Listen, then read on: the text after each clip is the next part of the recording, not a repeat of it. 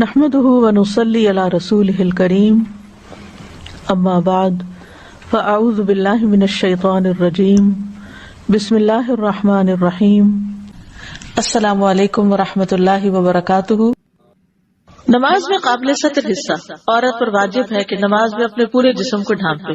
وہ نماز میں اپنے بالوں، اپنے تمام جسم، اپنے بازو اور اپنے پاؤں ڈھانپے، جبکہ اپنے چہرے کو نماز میں کھلا رکھے۔ ہاں، اگر کوئی اجنبی موجود ہے جو اس کا محرم نہیں تو چہرہ بھی ڈھانپے گی، یعنی جیسے بازار وغیرہ میں یا کسی ایسی جگہ جہاں مرد حضرات ہیں، جیسے حرم میں بعض اوقات ایسا ہوتا ہے کہ ساتھ ہی آدمی لوگ کھڑے ہیں اور اگر آپ چہرہ ڈھانپنے والوں میں سے تو آپ کو چہرہ ڈھانپنا ہوگا۔ پاؤں چھپانا، ابھی جو پاؤں چھپانے والا مسئلہ ہے یہ بھی بہت لوگوں کے اندر ایک کنفیوژن اور وہ ہے۔ ابن عمر رضی اللہ عنہما کہتے ہیں کہ رسول اللہ صلی اللہ علیہ وسلم نے فرمایا، جو شخص تکبر سے اپنا کپڑا گھسیٹے گا اللہ قیامت کے دن اس کی طرف نہیں دیکھے گا۔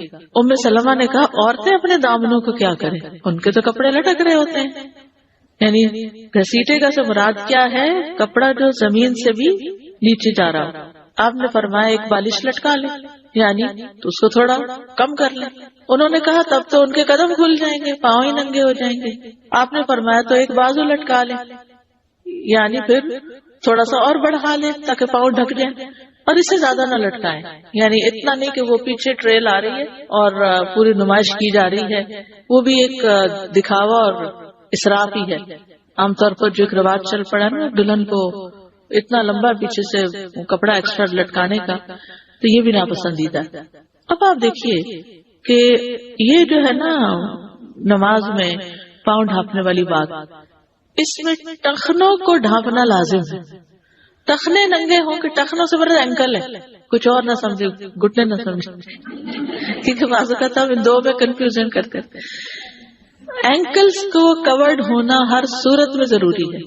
مشکل یہ ہے کہ ہماری تو شلواریں بھی اونچی چڑھ جاتی تھی نماز پڑھتے ہوئے، اور اب تو جو پجامے آ گئے ہیں اس کی وجہ سے ٹخنے ڈھانپنا ناممکن ہو گیا، وہ چڑھ جاتا ہے۔ تھوڑی سی بھی بلکی ہو عورت، اور پھر آپ دیکھیے کہ عورتوں کے ساتھ پریگنینسی بھی ہے، بچے کو دودھ پلانا بھی ہے، موٹاپا بھی ہے۔ مردوں کی نسبت عورتیں زیادہ اس طرف مائل ہوتی ہیں، اور اس میں نماز تو کہیں بھی آ جاتی ہے۔ کبھی انسان اپنے گھر ہے، کبھی کلینک میں ہے، کبھی کہیں باہر ہے، تو ایسا کپڑا پہننے سے پرہیز کیجیے کہ جس میں نماز نہ ہوتی، ٹھیک ہے نا، جو سطر نہ ڈھانپتا ہو۔ تو نماز میں آپ کے ٹخنے لازم ڈھکے ہونے چاہیے۔ ہاں، اگر جیسے آپ نے لمبا پہنا، کھڑے ہیں جلباب پہن کے، جلباب پاؤں تک ہے، پاؤں بھی ڈھکے ہوئے ہیں، لیکن جب آپ رکوع میں جاتے ہیں تھوڑا بہت اگر ہیل پیچھے سے ہلکی سی نظر آ گئی تو خیر، لیکن اگر ٹخنے ننگے ہو گئے تو نماز باطل ہوگی۔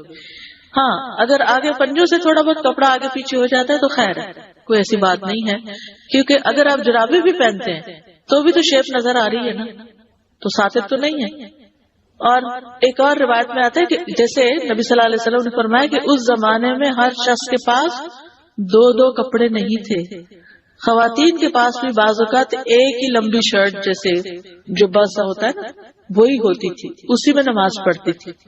تو اگر اس میں پڑھتے ہوئے پاؤں کا اگلا یا پچھلا حصہ تھوڑا سا جیسے سجدے میں گئے تو پیچھے سے تلیاں جو ہیں تھوڑی سی دکھنے لگتی ہیں، پنجے تلیاں، کوئی حرج نہیں، لیکن ٹخنے ننگے نہیں ہونے چاہیے۔ اس میں آپ دیکھیے مردوں کے لیے ٹخنے ڈھکے نہیں ہونے چاہیے، عورتوں کے لیے ٹخنے ننگے نہیں ہونے چاہیے۔ بس یہ اصول یاد رکھیں۔ مرد اور عورت کی نماز کا جو فرق ہے نا، وہ سجدوں کا فرق بتاتے رہتے ہیں، سجدہ ایسا کرے ایسا نہ کرے، عورت یوں کرے مرد ایسے کرے، لیکن اصل فرق جو ہے وہ لباس میں ہے، ٹھیک ہے۔ باریک لباس میں نماز پڑھنے کا حکم، رسول اللہ صلی اللہ علیہ وسلم نے فرمایا، میری امت کے آخری زمانے میں لوگ کجاووں کی طرح کی زینوں پر سوار ہوں گے۔ یعنی کجاوے کیا ہے؟ جو سیٹ رکھی جاتی ہے اوپر، کس پہ؟ اونٹ پہ۔ تو اب یہ جو کارز وغیرہ ہیں یہ بھی سیٹس ہی ہیں نا، وہ مساجد کے دروازوں پہ اتریں گے، یعنی پیدل جانے کا رواج ختم ہو جائے گا مسجد میں۔ ان کی عورتیں لباس پہننے کے باوجود ننگی ہوں گی، یہ آئندہ آنے والے زمانوں کی پیشن گوئی کی گئی ہے۔ ان کے سر دبلے پتلے بختی اونٹ کی کوہانوں کی طرح ہوں گے۔ ان کے سر دبلے پتلے اونٹ جن کی کوہان اونچی اٹھی ہوئی ہے، وہ خوب نمایاں نظر آ رہی ہے، اس کی طرح ہوں گے۔ ایسی عورتیں ملعون ہیں، ان پہ لعنت کرنا۔ اگر تمہارے بعد کوئی اور امت ہوتی تو تمہاری عورتیں اس کی خدمت کرتی، یعنی ان کی غلام بنتی، جیسا کہ تم سے پہلے والی امتوں کی عورتوں نے تمہاری خدمت کی۔ تو اس لیے یاد رکھیے کہ سر کی کوہان اٹھی ہوئی ہو، جیسے جوڑا اوپر بنا ہو تو بھی نماز نہیں ہوتی، ٹھیک ہے، اسی حدیث سے یہ بات ثابت ہوتی۔ اور اسی طرح اگر باریک کپڑا ہے تو بھی۔ ابن قدامہ کہتے ہیں کہ ایسے کپڑے کے ساتھ ڈھانپنا واجب ہے جو کہ جسم کی رنگت چھپانے والا ہو، یعنی جب آپ پہنے تو اس میں آپ کی سکن کا کلر نظر نہ آئے، اگر سکن نظر آ رہی ہے تو اس کو ڈبل کر لیں، ٹھیک ہے۔ ساتر لباس کون سا؟ جس سے سطر چھپے، یعنی سکن کا کلر نظر نہ آئے کپڑے کے اندر سے، سی تھرو نہ ہو جس کو کہتے ہیں، ٹھیک ہے۔ اگر کپڑا باریک ہو اور اس کے پیچھے سے جسم کی رنگت واضح ہوتی ہو اور اس سے یہ معلوم کیا جا سکتا ہو کہ جسم کی رنگت سفید ہے یا کالی، تو ایسے کپڑے میں نماز جائز نہیں، کیونکہ اس سے سطر پوشی نہیں ہوتی۔ ابن اسامہ بن زید سے مروی ہے کہ ان کے والد اسامہ نے بتایا کہ ایک مرتبہ رسول اللہ صلی اللہ علیہ وسلم نے مجھے ایک موٹی قبطی چادر پہنائی، تھک، جو اس ہدیے میں سے تھی جو دحیہ کلبی نے آپ کی خدمت میں پیش کیا تھا۔ میں نے وہ اپنی بیوی کو پہنا دی۔ رسول اللہ صلی اللہ علیہ وسلم نے مجھ سے پوچھا، کیا بات ہے، تم نے وہ چادر نہیں پہنی؟ میں نے عرض کیا، یا رسول اللہ، میں نے وہ اپنی بیوی کو پہنا دی ہے۔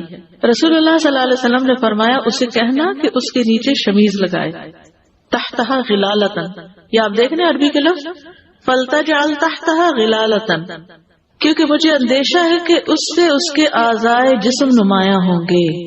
تو اس سے بالکل واضح ہو جاتا ہے کہ سی تھرو لباس میں نماز نہیں ہوتی جس سے اسکن کا کلر جھلک رہا ہو۔ ہمارے ہاں جیسے گرمیوں میں لون کے کپڑے پہنتے ہیں اور لونی کی شلواریں پہنتے ہیں، اور عموماً رواج کیا ہے کہ قمیص تو پرنٹڈ ہوتی ہے اور شلوار پلین ہوتی ہے، لائٹ کلر کی ہو، پلین ہو تو پھر اسکن دکھنے لگتی ہے، تو وہ نہیں ہونی چاہیے۔ حالانکہ موٹی قبطی چادر تھی، یہ جو چادر پہننے کو دی تھی وہ کیا تھی؟ موٹی چادر تھی، لیکن پھر بھی آپ نے کہا کہ اس کے نیچے ایسی چیز لگائے کہ جس سے پھر وہ نماز پڑھتے ہوئے جس ننگی نہ ہو۔ ان کے علاقے کو کہا جاتا، قبطی جو ہے ایجپشنز ہیں، ٹھیک ہے، تو وہاں کی کاٹن مشہور ہے۔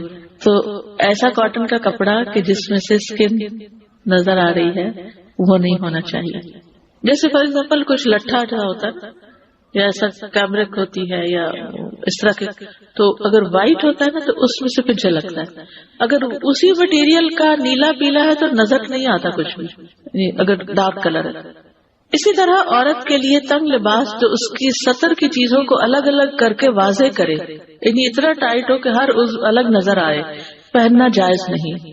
یعنی نماز میں پھر ٹائٹ پینٹس اور اسکن ٹائٹ پجاماز وہ پہن کے، اور بعض اوقات آپ نے دیکھا ہوگا مسجد میں کبھی کبھی ایسا چیز نظر آتا ہے کہ اوپر گاؤن یا کوئی چیز نہیں ہوتی ہے، دوپٹہ لمبا نہیں ہوتا، تو جب رکوع کرتے ہیں تو پیٹھ پوری نظر آ رہی ہوتی ہے، جب سجدے میں جاتے ہیں تو اور بھی زیادہ ہر چیز الگ الگ نظر آنے لگتی ہے۔ شیخ صالح الفوزان نے کہا، وہ تنگ لباس جو جسم کے اعضاء کو واضح کرتا ہو اور عورت کے جسم کو واضح کرتا ہو، اس کے کولے کو اور اس کے جسم کے اعضاء کو الگ الگ کر کے واضح کرتا ہو، اس لباس کا پہننا جائز نہیں۔ تنگ لباس نہ مردوں کے لیے پہننا جائز ہے نہ عورتوں کے لیے، نہیں، مرد بھی اتنا ٹائٹ نہ پہنے کہ بالکل ہی وہ ہر چیز الگ الگ نظر آئے۔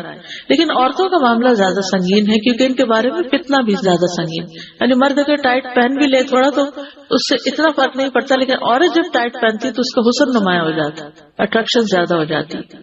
جہاں تک خود نماز کے مسئلے کا تعلق ہے، جب انسان نماز پڑھ رہا ہو تو اس لباس سے اس کے پردے کے مقامات چھپے ہوئے ہوں تو اپنی ذات میں اس کی نماز صحیح ہے، لیکن جو تنگ لباس میں نماز پڑھے گا وہ گناہگار ہوگا، کیونکہ لباس کے تنگ ہونے کی وجہ سے وہ نماز کی شرائط میں سے کسی شرط میں خلل ڈال رہا ہے۔ یہ تو ایک پہلو ہے۔ دوسرے پہلو کے لحاظ سے ایسا کرنا فتنے کی طرف بڑھانے والا ہوگا اور لوگوں کی نظریں اس کی طرف اٹھیں گی، خصوصاً عورت کی طرف۔ تو عورت کے لیے ضروری ہے کہ وہ اپنے جسم کو ایسے کپڑے کے ساتھ چھپائے جو لمبا، مکمل اور وسیع ہو اور اسے ڈھانپتا ہو، اور اس کے جسم کے اعضاء میں سے کسی عضو کو ظاہر نہ کرتا ہو، نہ نگاہوں کو اپنی طرف متوجہ کرتا ہو، نہ باریک ہو، نہ ہی ایسا کپڑا ہو جس کے آر پار کچھ نظر آتا ہو۔ وہ کپڑا ایسا ہونا چاہیے جو عورت کو مکمل طور پر ڈھانپنے والا ہو، ٹھیک ہے۔ تو اگر یہ کپڑا ڈھانپ نہیں رہا جسم کو تو نماز نہیں ہوگی، یہ شرائط میں سے ہے۔